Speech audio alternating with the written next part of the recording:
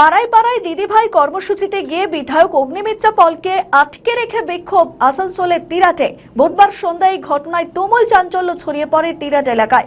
প্রতিবাদে রাস্তা অবরোধ করে বিক্ষোভ দেখালো বিজেপি কর্মীরা। বিধায়ক অগ্নিমিত্রার অভিযোগ, পাড়ায় পাড়ায় দিদিভাই কর্মসূচিতে এসেছিলেন তিনি। এরপরই বিক্ষোভ শুরু হয় এবং পুলিশকে খবর দিলে পুলিশ আসে। প্রায় 1 ঘন্টা আটকে রাখা হয় বলে অভিযোগ। ঘটনার পরে আসানসোল ভগৎ সিং মোড় এবং কালীপাহাড়ি মোড় অবরোধ করা হয়। ভগৎ সিং মোড়ে কিছুক্ষণ অবরোধের পরে অবরোধ উঠে যায়।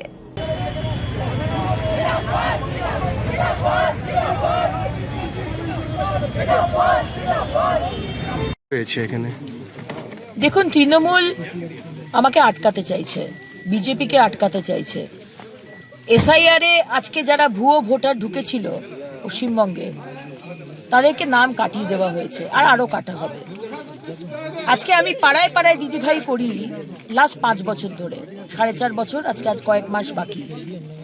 হঠাৎ করে এই তিরাটের এই জায়গাটির যে পঞ্চায়েত, তৃণমূলের পঞ্চায়েত মেম্বার, তার নাম হচ্ছে সুবীর ব্যানার্জি, তিনি হঠাৎ করে স্কুটার নিয়ে হাফ প্যান্ট পরে চলে এলেন। এসে যেভাবে হেকেল করতে হয়, আপনি কি কাজ করেছেন, আপনি এখানে কি করে এলেন, আপনি এতদিন আসেননি, আপনি কি করে করছেন, এই সমস্ত ওদের টিএমসির যে মহিলারা, তাদেরকে আজকে আমার পিছনে ধাওয়া করিয়ে আমি তখন ফিরছি, আমি গাড়িতে উঠলাম, আমার গাড়ি আটকে দেওয়া হলো। দৌড়ে দৌড়ে ওরা আমার গাড়ি আটকালো। এই সমস্ত গ্রামের মানুষকে আটকে 1 ঘন্টা ধরে আমাকে এখানে, 1 ঘন্টার ওপর আমাকে এখানে আটকে রাখা হলো। পুলিশকে খবর দেওয়া হলো, পুলিশ এলো, পুলিশ নেগোশিয়েট। আমি বুঝতে পারলাম না পুলিশ এত সফট কেন। আজকে যে বিধায়ককে আটকে দিচ্ছে, বিধায়ককে কাজ করতে দিচ্ছে না, বিধায়কের মুভমেন্টে বাধা দিচ্ছে, তাকে পুলিশ হ্যান্ডেল করতে পারছে না। মমতা ব্যানার্জি, আপনি যদি মনে করেন আপনার দলের ক্যাডারদের দিয়ে আপনি আমাদের মুভমেন্ট, আমার মুভমেন্টকে আটকাবেন, আমরা কিন্তু দমার পাত্র নই। আপনি জল দেননি, আপনি বাড়ি দেননি, আপনি শিক্ষার শেষ করে দিয়েছেন, আপনি স্বাস্থ্য শেষ করে দিয়েছেন। আজকে হাসপাতালে ডেড বডি থেকে চোখ খুবলে বিক্রি করে দেওয়া হয়েছে। আজকে শিক্ষক শিক্ষিকার চাকরি বিক্রি হয়েছে।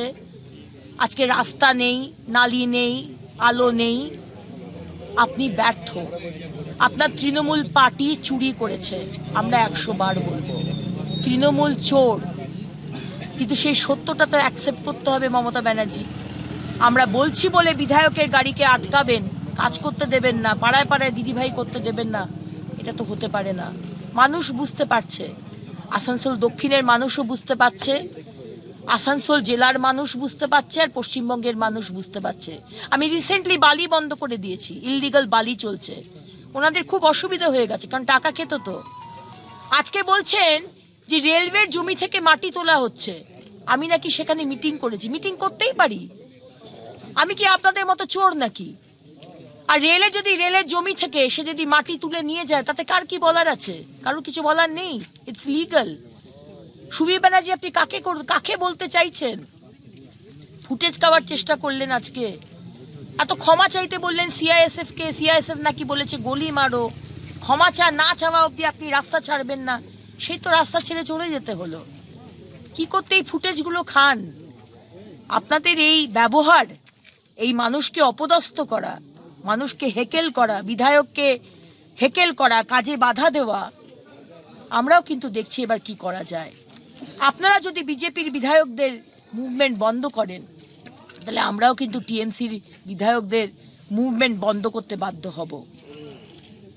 তাই এটুকুই বলার, আমরা এখন যাচ্ছি কালীপাহাড়ি।